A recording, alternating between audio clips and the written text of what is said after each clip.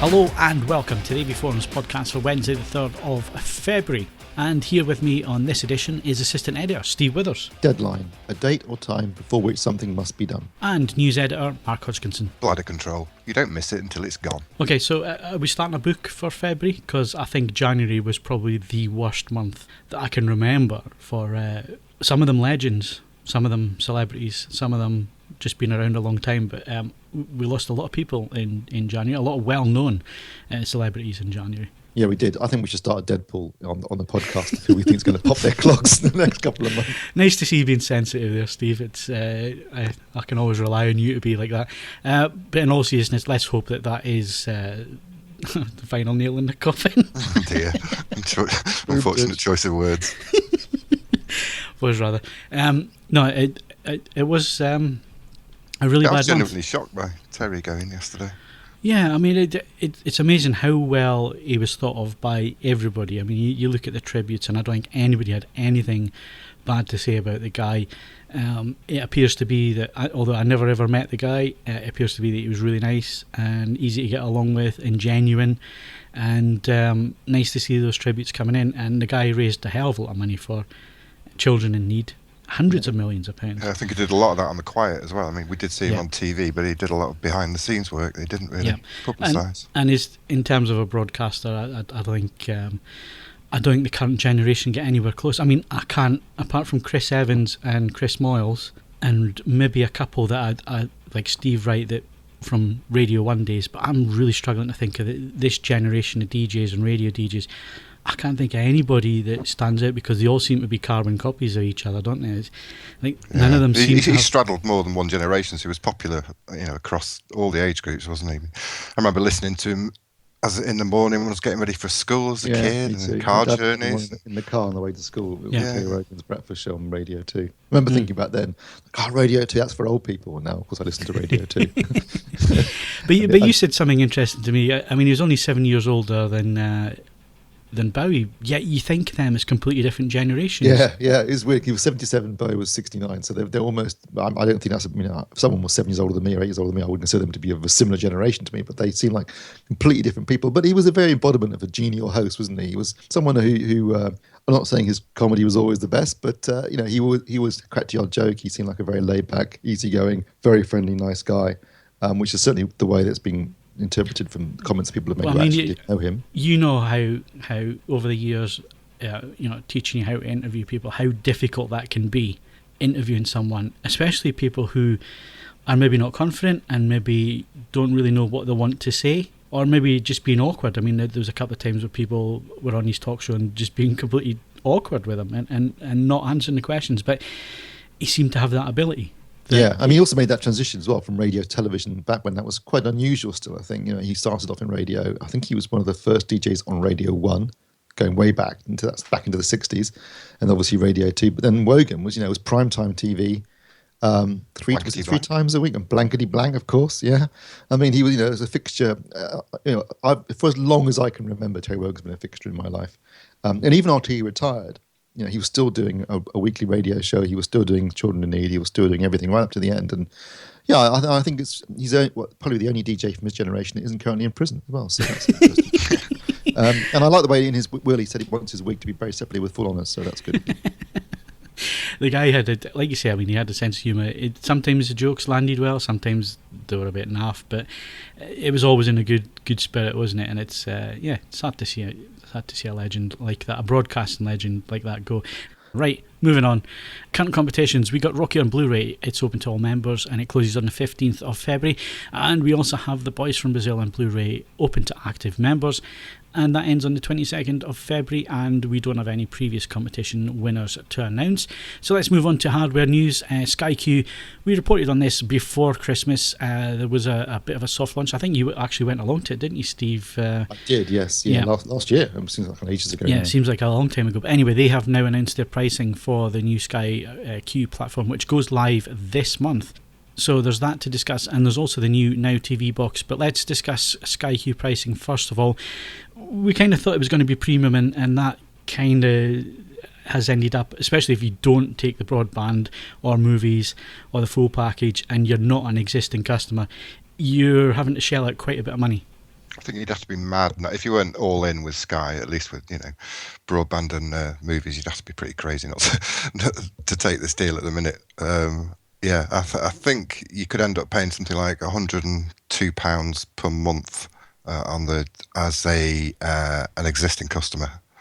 If that's for the full Monty, but then of course you got broadband on top, and I don't know, I can't work out whether you need a BT phone line for this or not. Don't you have to have a BT phone line to broadband? You do for the old Sky. I presume it's the case with this because it was for the EPG, wasn't it? I thought it was their landline.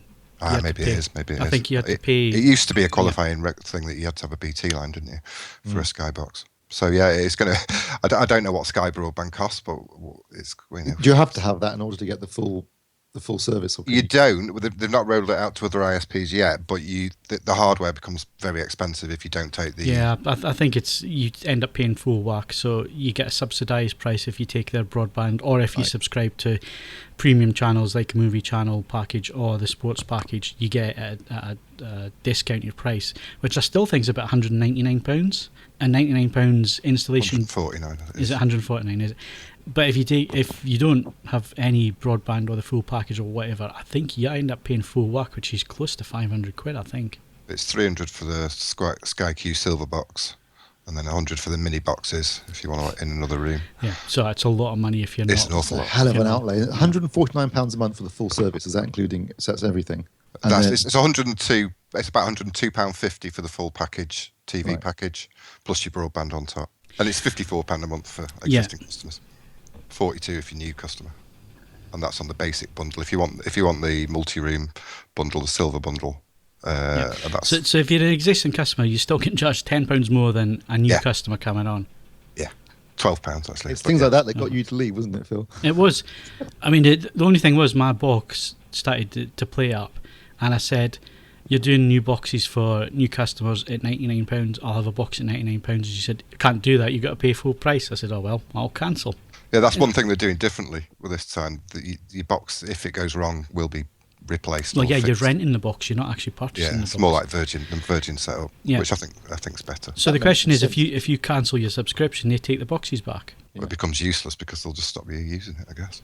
Yeah, I guess you do take the boxes back. Well, they want them back, is it? You've laid £300 out for an installation. That seems pretty pricey, doesn't it? Because it's just an installation cost, not actually buying any hardware. I'm all for good TV and all the rest of it, but I genuinely think, and when I left Sky 18 months ago, I thought it was getting expensive then. For if you wanted sports and you wanted a decent package, I think I was paying about £70 then, and that was without movies.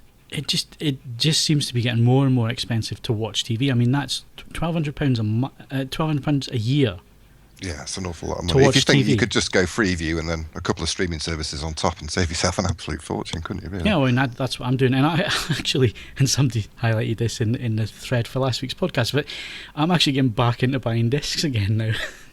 Yeah, I mean, if you want to watch movies, do what you're doing, Phil. You can buy discs, or there are loads of platforms on which to watch films now. Yeah. Obviously, if you want some sport, you're a bit limited, but then again, there are alternatives available now.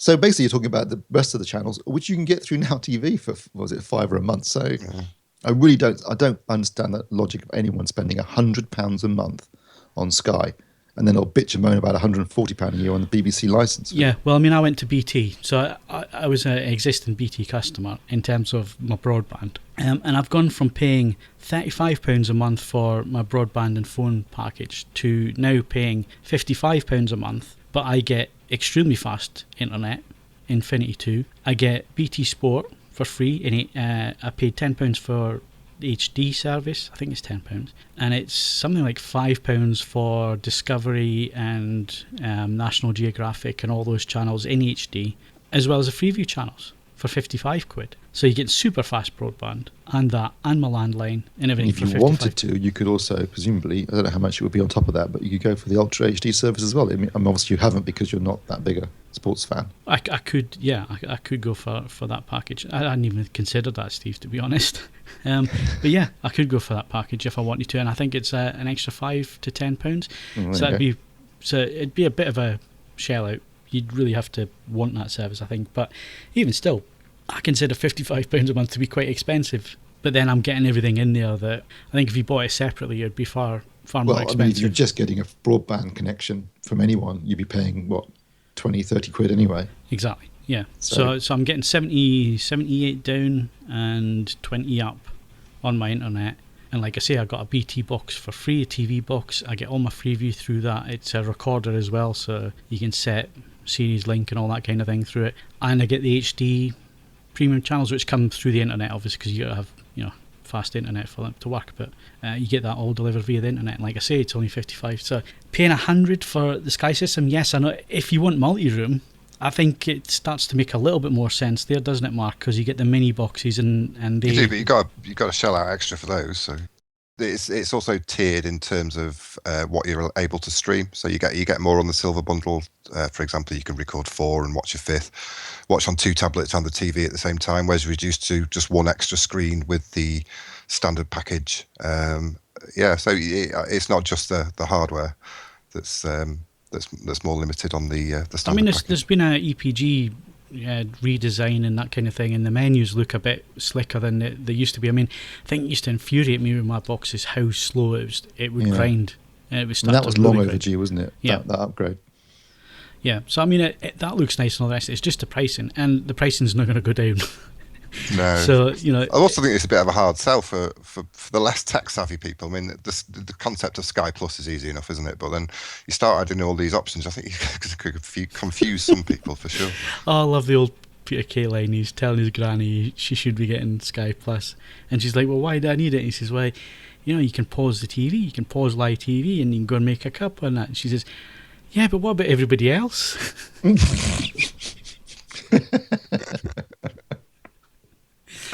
Brilliant.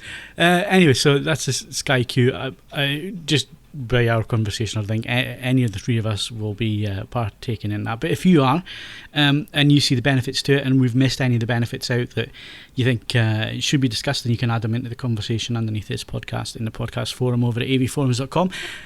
The new Now TV box, it's a Roku 4, Mark. Okay, yeah, well, we don't really know a lot about this box, unfortunately. It's coming later this year.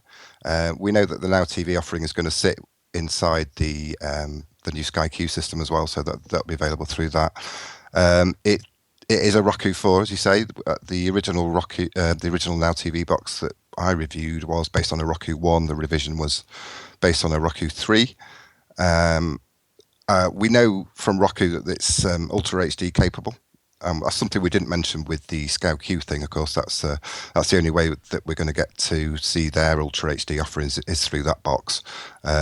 So we just hope that as Sky announce some Ultra HD content later in the year, which they are saying is the most comprehensive offering, obviously, i.e. more than sports that BT have, that maybe they'll have some 4K on-demand streaming content to sit alongside it, and that will be available through this box. Or we could just be, being far too hopeful. So if you get the silver box, you don't get 4K. You've got to have this Now TV box. Is that what you're saying?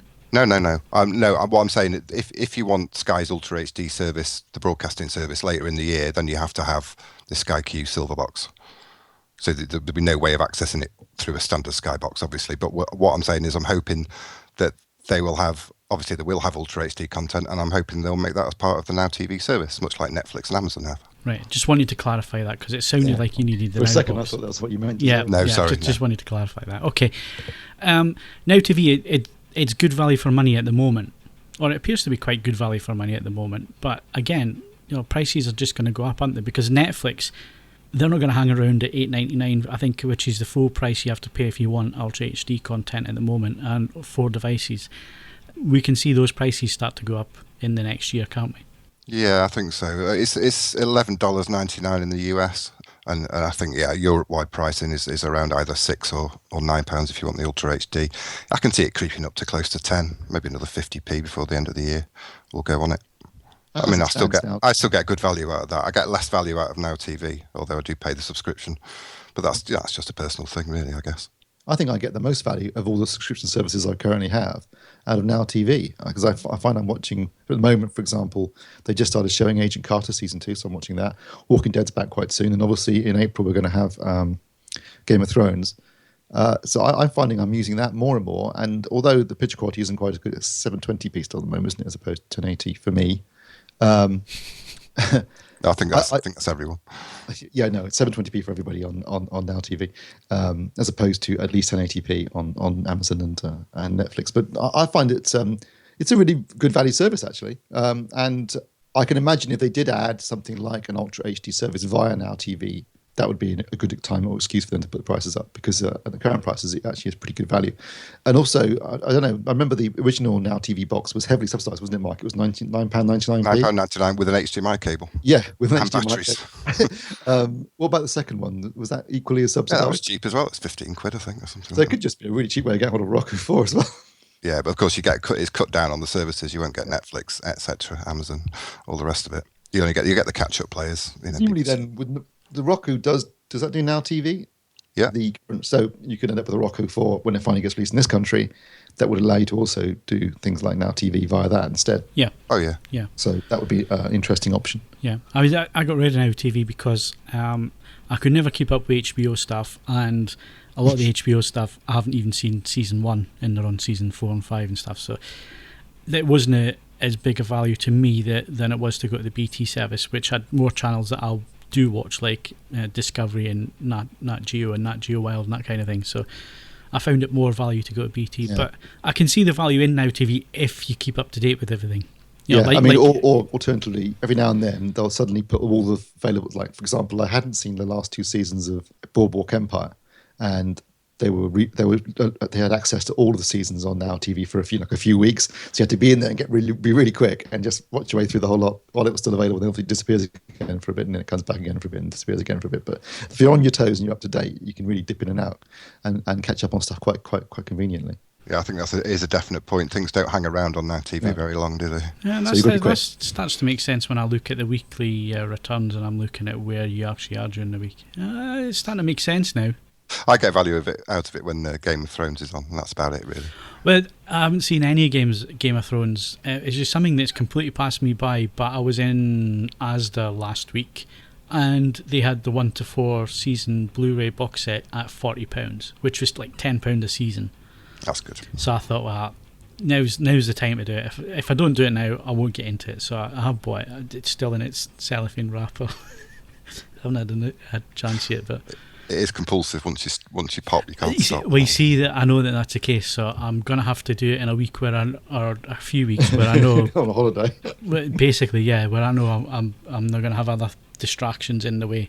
But talking about buying stuff and saying that I've been buying a lot of Blu-rays again, mainly because I've now a Dolby Atmos setup, and I've now had a chance to really sort of test it and really give it a good run for its money. And it just so happens that I've got the high-end Yamaha kit in, so the CX7100 processor with the 11-channel amplifier, the MX-A5000, absolute beasts. Cord lent me some reference XLR cables. I nearly fainted when I looked at the price. So it was Yamaha that suggested to Cord that they send some of the XLRs so I could test it at balance, because you get this level of kit and you want to test it properly. The cables were £4,120. A snip. Almost as much as the kit you were testing. Almost as much. I mean, I think the kit's £5,000, so it's almost the same again. And then I'm thinking, well, how perverse is this? Because all the speaker cable was $199 a meter. But yeah, I've got to say, it's an absolutely fabulous piece of kit. I mean, the amplifier is absolutely brilliant. It really feeding the M&K MP150s. They like a lot of power. They're getting a lot of power. Really dynamic sound from the system. I mean, I haven't heard it sounding as good for a long time. So I'm running 4 subs, 2 X12s at the front, which are dual 12-inch drivers each, and then another 2 12-inch subs at the back of the room. Full 7.4.2 setup at the moment, and I have to say, damn impressive once it's set up properly and calibrated properly. I know in the past I've said, oh, they're going to struggle to sell this to people, and they will struggle to get people to put speakers on the ceiling and so on, but once you've had a few decent films mixed in it, what a difference. It really is. It just makes a whole difference to the soundscape of a film. It just adds that little bit more realism, and it's something that creeps up on you as well, so you don't notice it straight away. You're listening for it straight away, you see.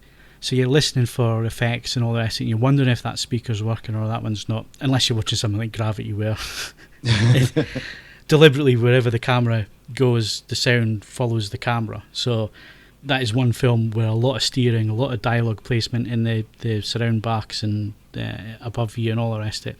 Really impressive. That's a deluxe version. You got to get the Region A disc, but it's actually all region, so you can play it. It was only £11 as well on Amazon, so well worth picking up. So I've watched that. I've watched Terminator Genesis. Sounded great. Sounded absolutely fantastic. Superb dynamics. And I watched Mission Impossible Rouge Nation. And again, absolutely blown away by the soundscape. And like I say, once you stop listening for it, once you let yourself get immersed in the film that you're watching and the soundtrack, and it's up loud, and you're really getting involved with it, it's just such a... And it is a big difference. I'll switch it back to switch the speakers off or unplug them or whatever, and go back to a 5.1 or a 7.1. There is a big difference. To the soundscape and the way that the film's mixed. I mean, even listening to the 7.1 mix without Atmos engaged on an Atmos disc, because obviously it down converts to the 7.1 mix, you can tell a difference. There's a difference there to a normal 7.1 mix. But then obviously with Atmos engaged, and it does make a big difference. But then again, that's £5,000 worth of kit. I've yet to test more budget amplifiers and see if it's still the same impact, but I'd imagine it is. I imagine there's not a great deal of difference there. And no, you don't need £4,000 worth of XLR interconnects, balanced interconnects. That's taking things to extremes, but it does make a difference on analog cables. So there will be differences there. But I think those kind of prices you're paying for, you really are paying for diminishing returns. And like I say, my speaker cable's $199 a metre. Especially over what are very short speaker runs and cable runs anyway, aren't they? Yeah. Well, actually, they sent me the 2 metre ones. Which you didn't really need, did you? Which I didn't need. I just needed a 0.5 of a metre, really, which they would have cost less. But really grateful for them sending those out on loan so we could test the Yamaha stuff properly. I think we have to do that anyway, just to test things properly and balanced and so on. And great bits of kit. The review should be coming soon. It won't be this week, but it should be beginning of next week, because I'm waiting on a speaker package turning up. Another MK, the high-end MK speaker package. I'm waiting on that turning up and have a blast through this system before I get the review all finished and written up. But really impressive stuff. But it should be at £5,000, and it is. It's really impressive. Really nice processor. The steering effects and stuff. I mean, you're talking. The last time I heard effects as well placed and a sound field is nicely balanced as that one. I'd probably say it wasn't quite as good as the Datasat, but it was touching on there, which is high praise indeed, because the Datasat's about £18,000. It does remind me very much of the ADA processor that we looked at a few years ago, Steve. Reminding me very much of that in terms of effects placement and the whole steering and even stereo performance. So it's really, really good with this 2-channel stereo stuff. It does have the DSP. It has the HD3 version of Cinema DSP.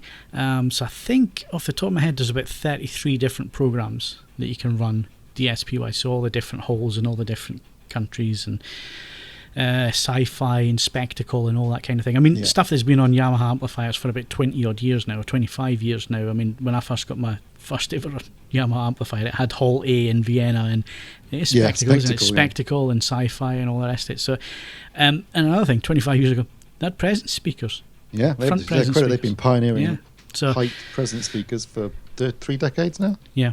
So I've got to say, even though I was sceptical about Dolby Atmos, and I still am in terms of the general public, I don't think it's a format the general public are ever going to get into in any kind of serious way, like we have in actually bolting speakers to the ceiling and surround backs where they should be and so on. I don't see the general public doing that. Obviously, there are going to be products. Well, there are products now, which one that you've got in for review, which is the YSP5600 Atmos soundbar is certainly one solution. It's not slightly more cost effective, but it is quite expensive. But certainly a more convenient way of getting an Atmos effect without having to put speakers all around the room and across the ceiling. So that's certainly one option. Obviously, the other option is to use upward firing Atmos speakers placed on top of your existing 5.1 locations. And that, I mean, we've heard demos. I've heard demos of both. I mean, the YSP5600 and also upward firing Atmos speakers, and it works. You do get a sense of sounds coming from above you. It's not going to be quite the same as having actual direct firing speakers above your head, but clearly a lot more practical. Yeah, so there are solutions out there, and some people will go with those solutions, but I think the vast majority of people are going to miss out because unfortunately, it's the nature of the beast, and to do it properly, you're either going to have one of these expensive soundbars, as they are at the moment, the upward firing speakers, or you're actually going to have to bolt speakers onto the ceilings, and it just doesn't have that. They call it wife acceptance factor. I think we'll call it partner acceptance factor, just to be politically correct. But it definitely goes against the grain there, which is a shame, because when it's set up properly and calibrated properly and working the way I've managed to get my room sounding, it's probably the best it's sounded in a long time. Certainly since we went to the HD formats, sound formats. I don't think it's sounded as good in a long time. And like I say, it's relit my passion for movies again, which sometimes you do get in a rut, don't you? Sometimes you do. It does, maybe not for you, Steve, because you seem to live on movies, but there are points where kit comes along or a technology comes along that just gives you a little push again. Yeah, ironically, I'm buying more discs as well, like you are, but it's for all different reasons, because I've got a NAS to review and I've got nothing to put on it, so I'm buying discs like crazy and ripping them and sticking them on there, so I've got something to test them with. Yeah, well, I mean, that is one way to do it, certainly, and that's been threatened for a long time, hasn't it, really? I guess custom install game, they've been doing that for a while, Steve, haven't they, with stuff like the different systems that you can buy that Kaleidoscape and that sort of stuff. Kaleidoscape and that kind of thing. But it's now, the technology, I think, and the software definitely is getting to the point now where I think anybody could put together a half decent system, which is what you're doing at the minute for a review, Mark, isn't it? Yeah. So you're building up to doing this review. You seem to be taking your time with it, but never mind. Just waiting for his disc to arrive. Yeah. I've got to say, I don't know whether it was through luck or judgment, but you've actually bought some really good examples of Atmos. I think you bought. What did you buy? Gravity, San Andreas, Terminator. I also bought John Wick and Sniper just arrived today. American Sniper. And it's no coincidence, Steve. You told Phil all the titles to buy. I've been listening to you for years, man. No, but yeah, they're all good titles. And you're right. When you're watching, when the film's done well, when the sound design's done well, there are occasions when you get sounds, like helicopter flying overhead or something like that. You think, oh, yeah, okay. But a lot of the time, it gradually immerses you in it. And a good example is, in Mission Impossible, where he's underwater in that big cooling tank for the CPUs, totally. And that the arm's spinning around and it whooshes over your head. As it goes over his head, it also goes over your head in terms of the sound design. That kind of effect really, really works well, because it totally, it really draws you into the experience of the film. Yeah, I mean, the outstanding disc is definitely Gravity, and that's just because wherever the camera points, the sound field follows. And it obviously took him a long time to do it. And it's the one disc that has sort of shown up the downside of the system that I have at the moment, because obviously I've got M&K speakers in for review. The surround backs and the ceiling speakers are Control 1s, which are fairly well voiced, but you could notice that when voices were moving to surround back or the ceiling speakers, that the timbre changed. There wasn't as much bass in the voice, or the voice changed slightly, and so you knew it was on a different speaker. So I guess if you are going to go the full hog and you don't have a system like ours that changes every month, where new speakers getting installed in the 5.1 or the 7.1, make sure that they're well voiced and well balanced and all from the same manufacturer. It'll make a big difference. That's the one area that has fallen down, but I expected that. Yeah. It's just that when you get speakers in for review, they don't like you screwing them to ceilings and walls and stuff like that. So we've got to be respectful with the speakers that we get in for review. So that's why the JBLs, and I think the JBLs they're neutral enough, I think, in terms of voicing that they should fit with most of the speakers that we're going to test in that room. So, but I did notice it, and they're brand new speakers, so they need time to run in as well. So they will get a bit better as we go on. But yeah, really impressed. And I guess that brings us on to really, what are the best Dolby Atmos Blu-rays out there to buy. I mean, we mentioned a few. There is an article on the forums. We'll link to it in the feedback thread in the forum. I'm in the process of expanding. Yeah, well, you are expanding it. So, I mean, it's a shame I don't have a Region A player, because I think there's a few decent Region A's as well that are available. The majority of Atmos discs that have been released in the States have also been available here. And there are a couple, in fact, that have been available here that aren't available in the States. One specifically is Legend, which came out last week, which was really over the top in terms of soundtracks. It had a 2-channel LPCM soundtrack, or LCPM soundtrack, which it defaults to for some strange reason.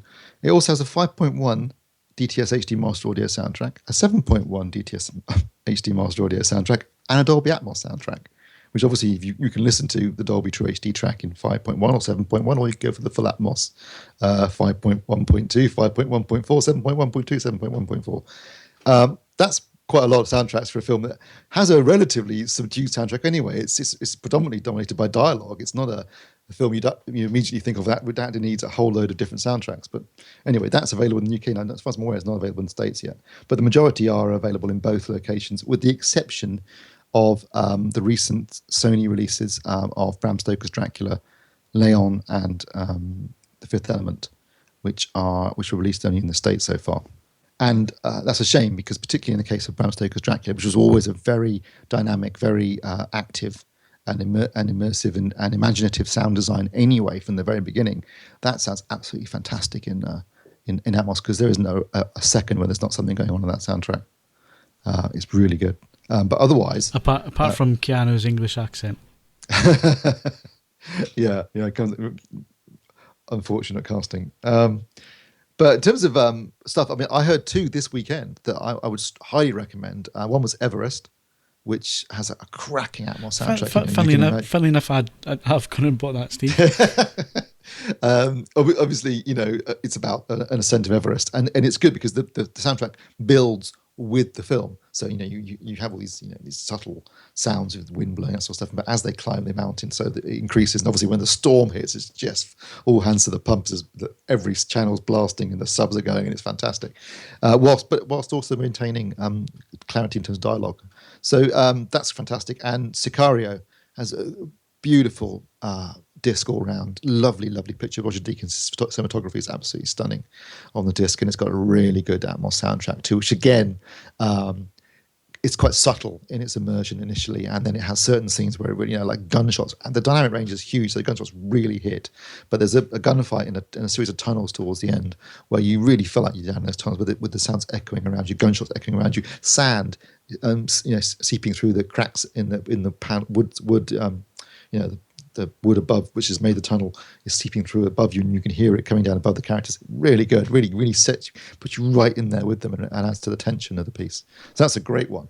Mad Max Fury Road is fantastic. Mission Impossible, which you've already mentioned, is great, as is Terminator. San Andreas, again, one of those ones that builds. So initially it's you get the first bit of earthquake action, and it's like, that sounds quite loud and lots of things going on. But towards the end, it's just everywhere, and your subs are getting a huge workout, and things are falling down around you and above you. And there's a bit where there's some characters trapped in a car, and the car's getting slowly crushed, and you really feel like you're inside that car with them.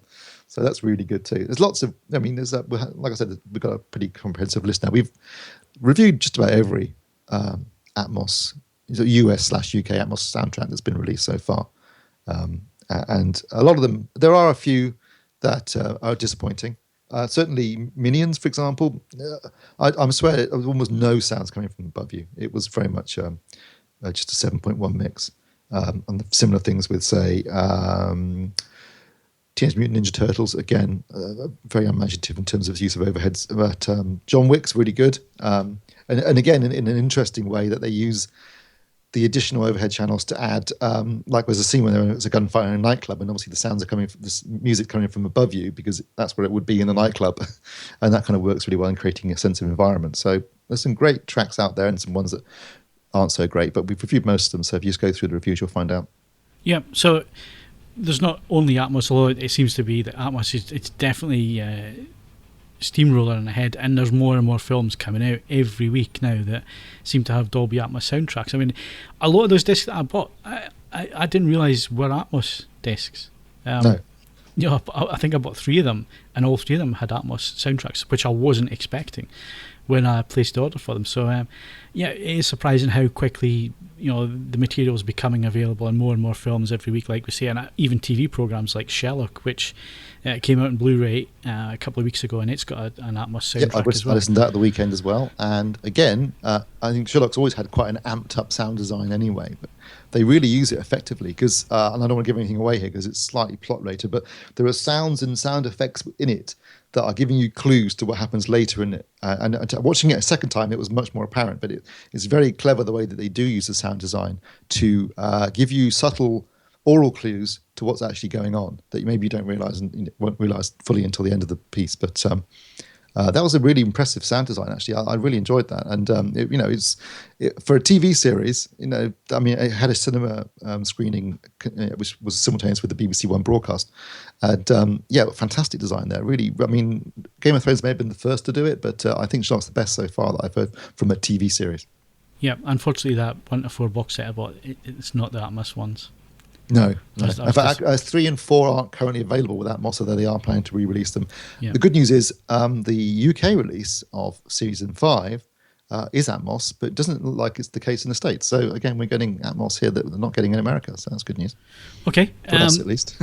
I'll tell you what has impressed me as well, just during some of the testing that I've been doing, is the upmixer. So for those tracks that are not Atmos, using the Dolby Surround upmixer, that's quite an effective. It's surprisingly effective, isn't it? Yeah, it really is. I was surprised at how good it actually sounds with. There are films I've seen where I have definitely heard sounds coming from above me that you'd think, whoa, does that, if it had been an Atmos mix, I would have thought, oh, of course, yes. But I knew it wasn't an original Atmos mix, but it can pull out sounds and put them above you, and it can actually work really, really well at times. Like you, I was, when I first tried it, I was slightly dubious. And afterwards, I was thinking, actually, you know what? That really, really works. Yeah, no, and some of the experiments I've done so far, and I still need to play about with it a bit more, an excuse to keep it a bit longer, really. And why not?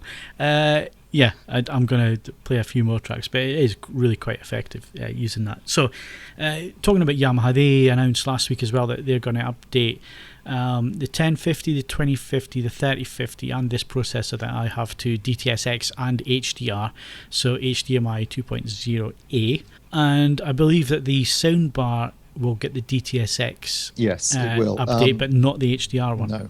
The DTS:X upgrade was expected. That was, they were saying always that was going to be the case. That it's just a question of when, and it looks like it'll be some point in the spring.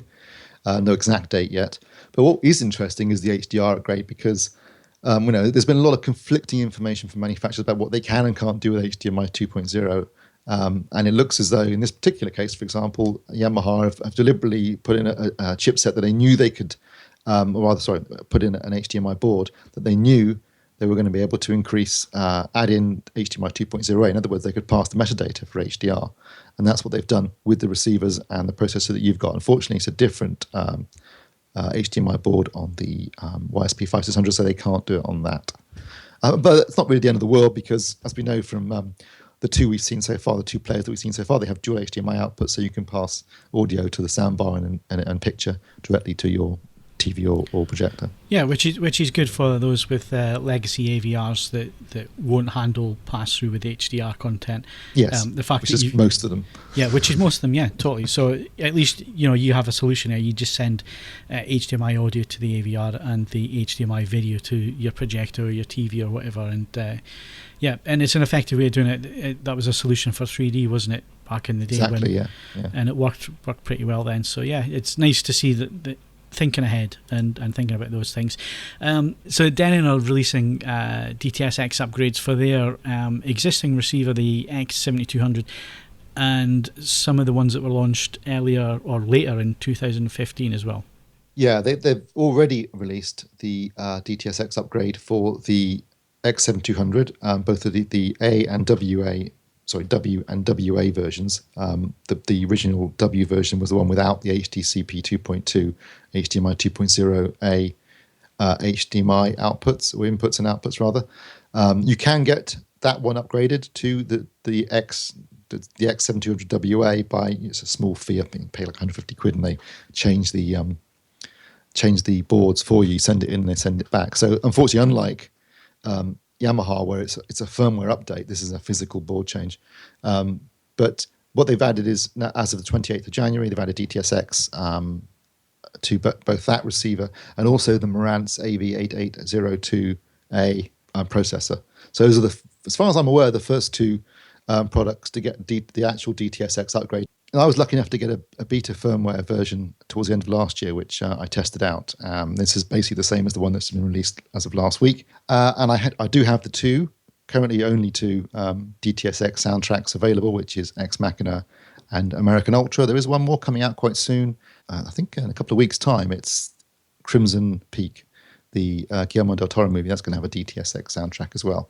And I've got to say, basically, my experience is it sounds basically the same as watching a film in Dolby Atmos. I mean, it's the same configuration in terms of the speakers that I was using, and the experience was pretty much the same. So I guess in terms of which one would you prefer, it's irrelevant. You know, if you can use the same speaker configuration for both formats, and the experience is just as enjoyable with both, then really whichever one the studios choose is largely irrelevant from the point of view. And just like in the days before, it was Dolby True HD or DTS HD Master Audio. You didn't really care which soundtrack it came with because they both sounded great.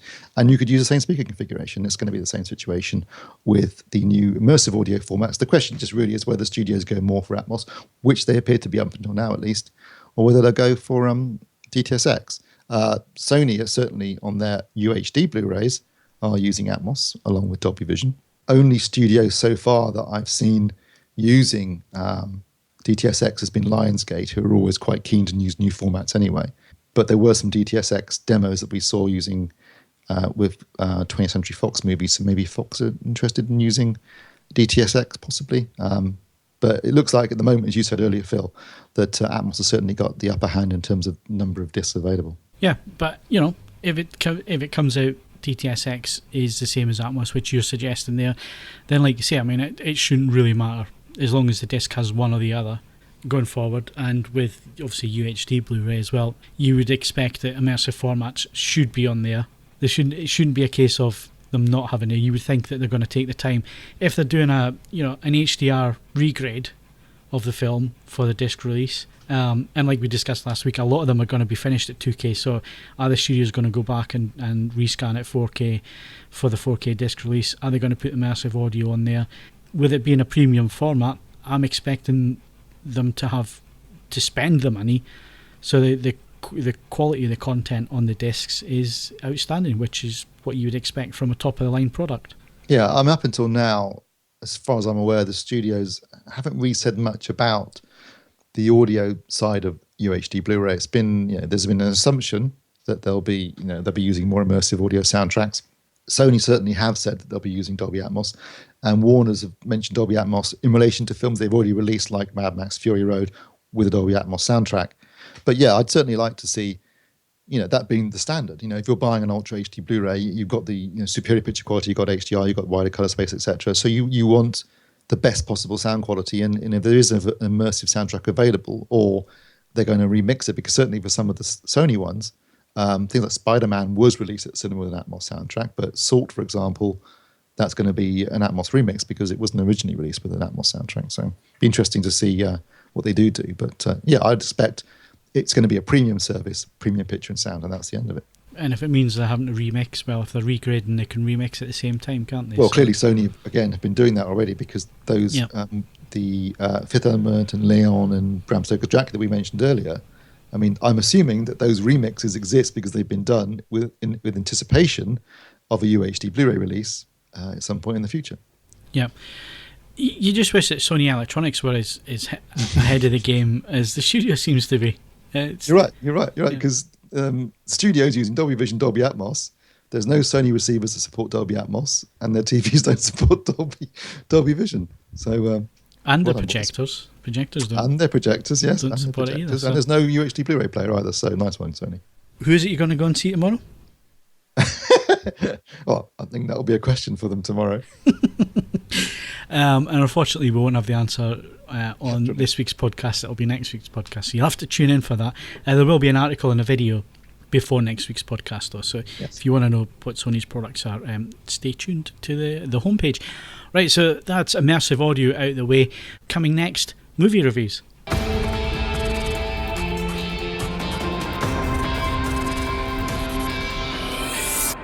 Okay, Steve, what's at the cinema?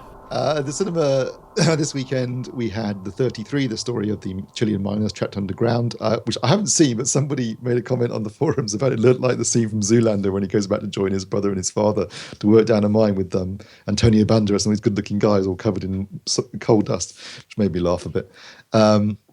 13 Hours, The Secret Soldiers of Benghazi, which is a new Michael Bay film. Haven't seen that either. Fortunately, wasn't showing at my local Cineworld. Luckily, Spotlight was, which was the one film I really did want to see at the weekend. So I went to go and see that, and it was absolutely superb. Spotlight tells the true story of the Boston Globe investigation by their Spotlight team into sexual abuse in the Catholic Church and the way it was being hushed up, and priests were being moved around from parish to parish, knowingly by bishops and by cardinals who knew what they were up to, and the fact that basically statistically 8% of priests would act up. So within the Boston area alone, there were 90 priests, and actually they turned out to be 87, so the statistics played out. 87 priests that they knew about that had committed offences and were being hushed up. They weren't being charged and they were being moved around, etc.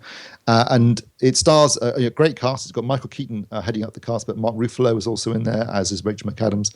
And it's what really works about it is that it follows the investigation in a totally real. I mean, it really gives you an idea of what's involved in investigative journalism and the processes they go through, and it's all it's like watching a police procedural, where the really good ones show you an investigation and how it works through from you go from A to B to C, and how you make the connections, investigate, check facts, all that stuff. Really, but it sounds kind of you can say it sounds a bit boring, but it's not. It's absolutely fascinating. And if you've ever seen anything like All President's Men, for example, that's another good example of a procedural investigation into a case.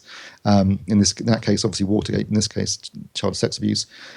And it really sticks with the journalists. It sticks with their investigation, and it doesn't. The church itself is there, and they obviously try and interfere to a degree in the investigation as best they can. But it sticks with the journalists, and it's all the better for doing that, I think. And it doesn't. It's never showy or over the top. There's a brilliant scene where there's some kids and they're in an interview room to be met by their lawyer, because they've been abused. And in other films, I think they'd been in there with the kids telling and crying and stuff. The whole scene takes place from outside the room. You just see them in the background, but you know what's happened to them. And that kind of subtlety is rare in modern filmmaking, and I really appreciated it. The cast is superb. The performances are brilliant. The stories, you're not going to come out of it feeling good, because it's not a pleasant story at all. But it's one that had to be told, and these journalists, they did it. And it's interesting the way that the story, because it's set in Boston, which is a predominantly Catholic town.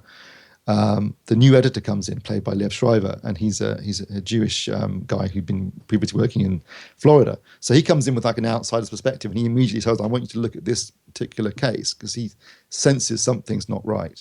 And everyone else there, because they've been brought up within the church, and even if they're lapsed Catholics, it's still part of their lives, they couldn't see what was right in front of them.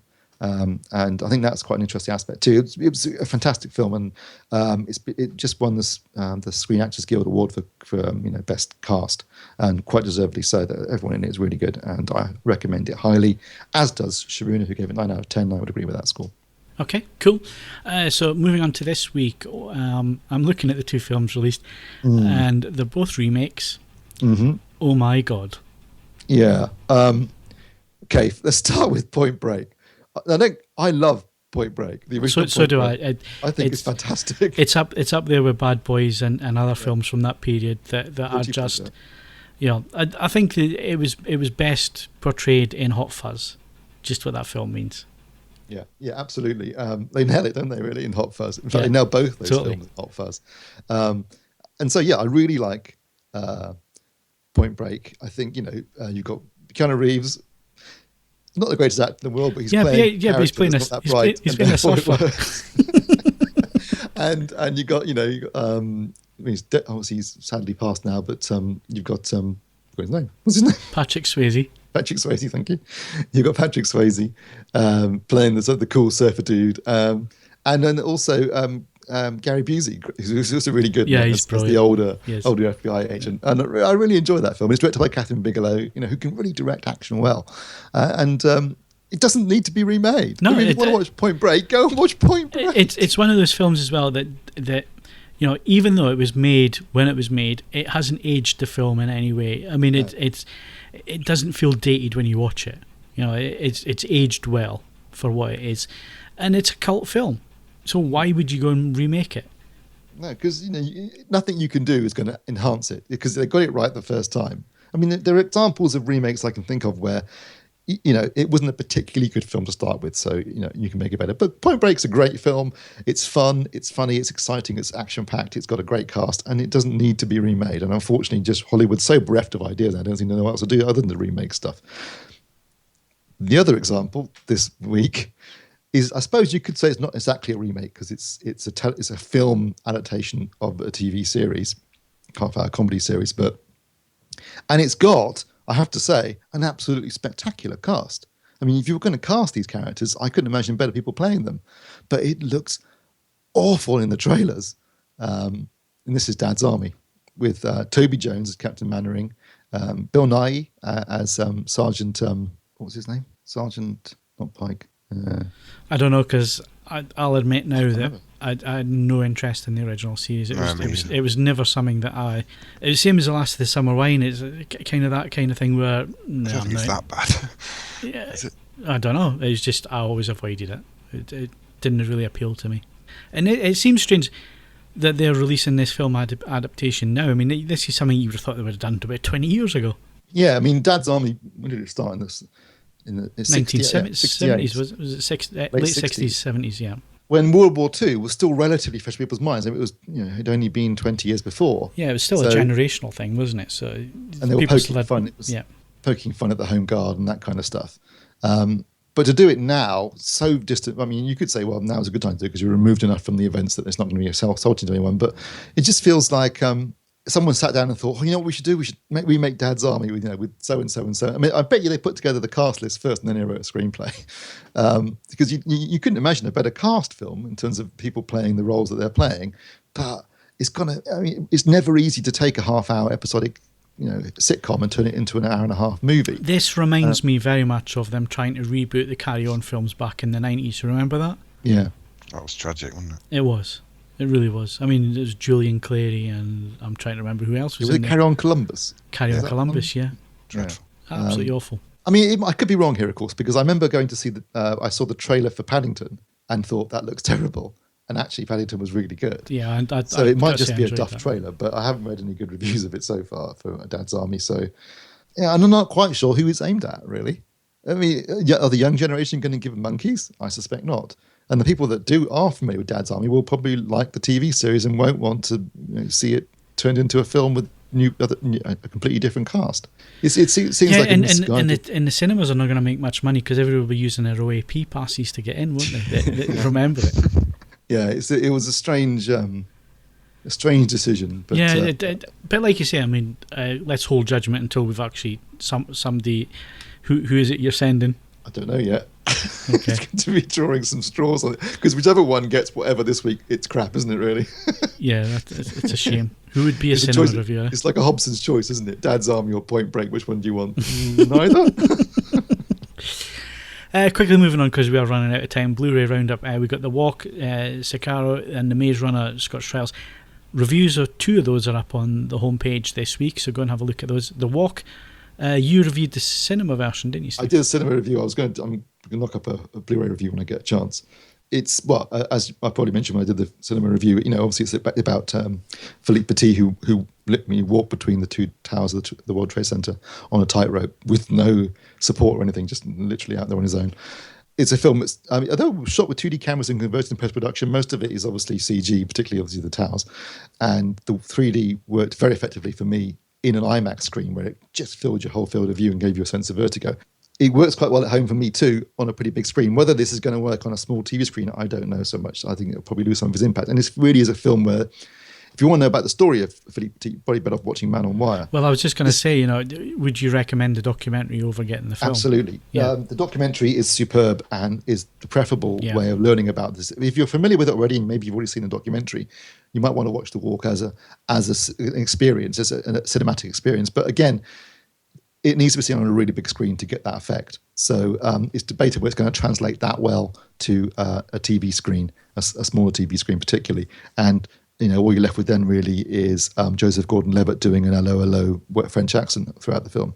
So Sicario, though, as I mentioned earlier, that's an absolute knocked out of the park. Get that one. I think did you say you got it this weekend, Mark? Yeah, I got that this weekend. Yeah, good choice. Superb. I'm going to save and get the 4K disc, I think, because it's actually a 4K finished film, so yes, worth getting. So that should be stunning in 4K. And Maze Runner: The Scorch Trials, at Cannes said it looks gorgeous and it's an absolutely terrible film, so don't bother getting it. So if you're going to get one film, we're going to buy one Blu-ray this week, buy Sicario. Unless you're waiting for Ultra HD 4K Blu-ray like Phil, in which case maybe get The Walk. But only if you've got a really big telly. And no fear of heights. Okay, and you're not scared of heights. There's no way I'm watching and that. Next week we got The Martian and Pan, and we'll come back to those in next week's podcast and look at them in a bit more detail, because they are not released till next week. So before we wrap up, we were discussing, the two films opening this week are remakes of old favourites. One's a TV series and one being Point Break. So there seems to be a lot of remakes happening, certainly have been happening in the very recent past. And it was a case, you said this to me this morning when we were discussing the running order, Stephen. It's very true. You look back to the 70s and 80s, there were some remakes done of older films, but they were successful. And I'm thinking like things like The Thing, which was remade and turned into a real cult classic film from the 80s, and it made money at the time as well. It was pretty successful. Yet all the remakes that I can think of that have happened in the recent past, I don't think any of them have actually been critically or financially successful. Yeah, absolutely. And I think part of the reason for that has been because the remakes have missed the point of the original film. I'm thinking specifically, for examples, because there have been a lot of remakes recently, and I think that partly reflects, like we said earlier, a lack of imagination within Hollywood. Budgets are so big that they're frightened of doing anything new or anything adventurous. I think the main thing is, or a franchise. I think the main thing is they're franchise hunting, aren't they? Yeah. They're looking for the next franchise, the next, Twilight or whatever that's going to make them a couple of billion because they can release 4 or 5 films. Yeah, absolutely. And so they've obviously thought, what about remaking something that was already successful once people are familiar with that particular title? They might therefore go and see it again. And that's, there's a certain logic to that. I can understand that. And it's not like it hasn't done before. There have been lots and lots of remakes. I think Cecil B. DeMille made 10 Commandments twice. And I know that Howard Hawks made the same film 3 times under different titles. Rio Lobo, El Dorado, and Rio Bravo were all basically the same film. But if you're going to remake something, like with The Thing, the original 50s Thing is a great film, but it's not that similar to the original source material, the original short story. It's kind of just like a giant monster running around, and it's quite fun and scary. The Thing remake from 1982, that goes back to the source material, brings in the paranoia of not knowing who is who, plus all the incredible effects of Rob Bottin, and it's absolute masterpiece. Now, go back a couple of years, they decide they're going to do a prequel / sequel, or / remake, because it's meant to be a prequel, but basically it's a remake of The Thing, with modern effects, and it's nowhere near as good because it's just unnecessary. They got it right the first time. Then they go and think, let's remake Total Recall. Well, I don't know about anybody else, but for me, Total Recall, the whole thing about it was going to Mars, and they don't go to Mars in the remake, so that's kind of annoying. Plus, really, again, it's often the case because of the size of budgets, because they want to hit a big enough audience. It's PG-13, so it's watered down, unlike Verhoeven's original, which is ultra-violent. And then they go and remake RoboCop, completely missing the point of that film, which is an ultra-violent satire. Making some PG-rated film. I don't want to see. No one wants to see that. Well, you see, you've hit the nail on the head there, because you look at those remakes and you think, well, why? You're totally missing the point of what made the original successful and entertaining and basically cult classics. Verhoeven's, Schwarzenegger. It's classic cinema. Why would you go and remake it? Another one that really perplexed me at the time, and I haven't seen the remake because I thought, I don't need to watch this, and that was the remake of Psycho. And it was a shot-for-shot remake. It wasn't like they were putting their own spin on the film or anything like that. It was shot-for-shot remake of the film. Yeah, and you think, was a strange one. Why? Because that was, that is a masterpiece of cinema that you could never better, because it was made by a genuine legend of a director and a storyteller who got it perfectly right the first time around. You watch it now and it still resonates. I watched it recently. It was released on Blu-ray. Fantastic restoration done on it. And it's still one of those films that grips you right from the minute it starts. Even though you know the plot and you know what happens, you stay with it right to the end because it's such a well-made movie. Why did they remake it? That is the strangest one of the whole lot, I think. Yeah, I think if you're going to remake something, you need to come at it from a different angle. And a good example, you've already mentioned The Thing, but if you look at, say, 1978's Invasion of the Body Snatchers by Philip Kaufman, that takes the premise of the original 50s movie and then adds in a sort of 70s paranoia, because the original 50s movies obviously is, like most 50s movies at the time, very much Reds Under the Bed kind of paranoia. And they take the sort of the 70s paranoia of political corruption and not knowing who's who, and adding that to it. And it makes it an interesting alternative, a remake, which I think works. So really what you want to do is you want to pick a film that wasn't very good the first time around and think, I can make that better.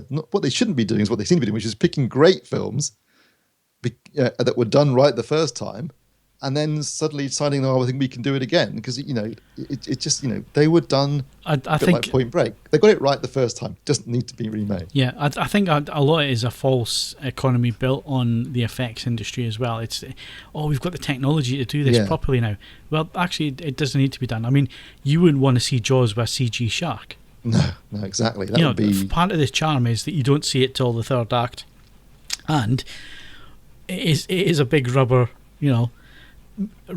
special effect thing, but you forgive it for what it is, because the suspense, the relationship, the chemistry between the three guys on the boat, it all builds up to that ending that the shark might look fake, but actually it's an absolute masterclass in filmmaking. You would never make that. Hopefully they will never touch that film, and lots of others. But that's the type of thing where people would look at it and think, we've got the technology to do this now, we could make this better than the original. And I think it's a false economy. One effects movie, or a series of effects movies I wouldn't mind seeing given a sympathetic and new handling, would be like the Harryhausen movies, Sinbad, and that was on over Christmas. And even though the animation still looked really good, the rest of it just looked really ropey around it. I'd like to see a sympathetic. Well, they did remake Clash of the isn't that Titans, strange? Did they? Yeah, they had it. Yeah. That's shit. Yeah, but it's funny what you say there, that Harryhausen special effects and stuff, even though it's stop motion and all the rest of it, it stands up, yet the other cinematography and the way that the films were shot doesn't stack up. They were always done with ropey actors and slightly crappy plots. But if you look at the fight against the skeletons and Jason and the Argonauts, it's still a fantastic scene. Fantastic, you still sit there and think, blimey, that must have taken some work. Yeah, totally. One bloke on his own in a garage. Yeah. I mean, you look at King Kong as well, so you're looking at Peter Jackson's version of that, which was it was like a love letter to the original 1939, was it, or 33? I always get the year wrong. 1933. I think it was 33, wasn't it? So, it was a throwback to that. It was like a love letter to that period of filmmaking and that story. And he pulled it off. The problem with Peter Jackson is it's too bloody long. Yeah. In the extended version, even though it does add in more plot devices in it, and actually the extended version runs smoother than the theatrical cut, strangely. But it could have done Toulouse quite a bit. It was like he overindulged in it, like he does with everything. But as a remake, I think it did really well. And I think it the way I look at it is it's like doing a cover version of a well-known song. If you're going to do a cover version, put your stamp on it. Do something a little bit different. Put a twist on it, or just make it different. Don't do a shot for shot or the same story or whatever. Twist it around, make it your own thing. And I think Jackson did that enough with his retelling of that to make it stand out and think, well, yeah, it was worth the time spent in the cinema. And I actually really quite enjoy that movie, even though it is bloody long. But I'm trying to think of other recent examples of films that have been remade and have made a success of it, and I can't think of any. I'm going to put something in here, slightly controversial, but I think The Force Awakens borders on being a remake of Star Wars at times. I don't. I think there's certain story elements that pay homage to what's gone before, and it's a Star Wars film, so the Star Wars films that have gone before that, they've all had things where it's repeated, or they have certain story elements that repeat and retold. So no, I don't buy that one. I don't think it's a remake at all. I just think it's a homage, and it's a Star Wars film, and it was played particularly safe by JJ. to launch that series again. So no, I don't think that's a remake. I wouldn't take it that far, but I'll probably sit somewhere in the middle of those two opinions. I think there's quite a trend, and this is I think aimed more at American audience than anybody else. But since they don't like reading subtitles, quite often foreign films get remade, and sometimes that can work quite well. The Departed is, I think Infernal Affairs is a fantastic. 12 Monkeys. Departed is a really 12. That's a good example of something that's totally different from the original source material. Yep. And works really well for that reason. But it's interesting that when we got to last October, when we got to when it was the date that Marty goes to in Back to the Future Part 2, and the sudden realization that we were 30 years from Back to the Future, which was obviously 30 years from 1955. And then people started saying, well, what about doing a remake of Back to the Future? And I'm glad to see that Robert Zemeckis said that would never happen while he was alive. Yeah, so. That's good. Yeah, I mean, you kind of I mean, in the whole build up to The Force Awakens, I think Stuart put a thread in the Star Wars forum, quite a well-titled one, which is, should we get rid of the prequels or remake the prequels, or just pretend that they never happened? I agree with that. And thinking of that, you couldn't remake them. They are what they are. They're part of the Star Wars universe, whether us original trilogy lovers hate them or not. I think you can't deny that they are Star Wars films that were made by George Lucas. They're part of that series of films, and however much they stank, they should exist.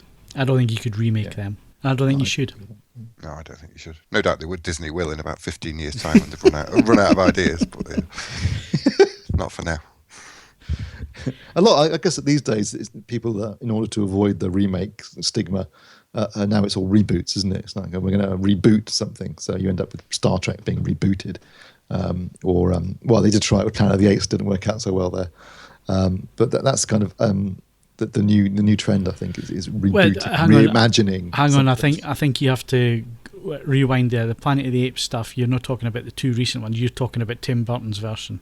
Yes, Tim Burton's reboot, which didn't happen. Yeah, those are good examples that the new stuff works within the context if it could still actually work with the original film, couldn't it? Yes, it could. Kind of it was very, like I say, it's like a cover version, but done with their own twist. So those are examples of good remake / reboot. But see, I wouldn't consider them as remakes, because they're more prequels, aren't they? If you're thinking about the timeline properly, because in the first one, that was the spacecraft taking off that was on the news channels. Yeah. That's the kind of suggestion, isn't it? Yeah, that's a suggestion. So, these are the prequels to... Well, they obviously are the prequels to how it becomes the Planet of the Apes and stuff.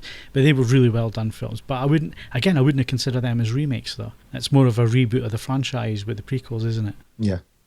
I mean, I was trying to think of examples where quite often remakes that take something and completely change it work really well. So, for example, the Magnificent Seven is a Western version of the Seven Samurai. Or Outland is a space set version of High Noon. And that kind of works for me. You can do that quite well. Or, again, like going back to the source material, if you watch the Coen brothers remake of True Grit, it's much more faithful to the novel, the original novel, than it is to the film with John Wayne. So, again, that kind of works in a way, although their Lady Killers was not so successful. Yeah, it was dire compared to the original, wasn't it? And even though it had a masterpiece, even though it had a really strong cast in the remake, you just have to look at the original and think, it's far superior. Of recent remakes, I did quite enjoy, and I shouldn't probably admit this, but I did quite enjoy the Piranha 3D. Yes, and we know why you enjoyed that. 3D boobies. Yeah, I mean, if you're going to do it in a really schlocky, trashy way and have fun, why not? Yeah, well, it's kind of like the Sharknado films, isn't it? It's like there was that for a while where things just... What was the other one? Was it Megalosaurus versus Octopus or whatever it was? And yeah, brilliant. Funny enough, I almost watched it at the weekend because it was on Netflix and I was just flicking through and I didn't get around to it. In the end, I watched Margin Call instead, but which I recommend highly. Poltergeist, another unnecessary remake. Yep. That's kind of missing the point. But I guess also, I think we were talking about this morning with me, we're just getting old, basically. All the films we watched in the 80s are now getting remade in the same way that films we watched in the 80s that were remakes of films from the 50s. Yeah, but the thing was that the remakes of the films from the 50s and the 80s were good films.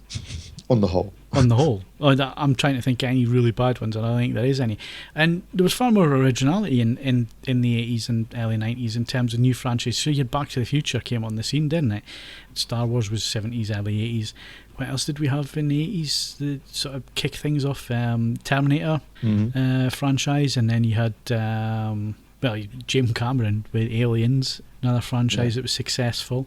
So yeah, I mean, you kind of look at it now, and maybe it is being a bit older, but I also think there's, and maybe the fact that Star Wars made such a big thing, even though they used a shed load of CG effects, but the big emphasis on not relying on CG and doing more practical stuff, maybe that'll have a knock-on effect. And people won't remake things just because they think, well, we've got the technology to do it now. Why?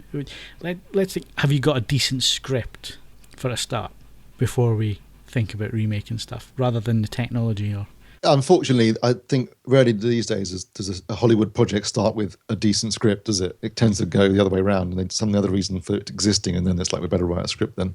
And there's no risk-taking anymore. I tell you what strikes me is, even back when we were kids, in the 70s and 80s, kids' films didn't pander, and they didn't talk down to children, and there was some quite adult stuff going on in kids' films and now they're kind of sanitized, and it's all about trying to reach a wide enough audience, and even worse than that, if you're talking about global, worldwide box office, making films with very little dialogue and more, either slapstick comedy or action, because that sells anywhere.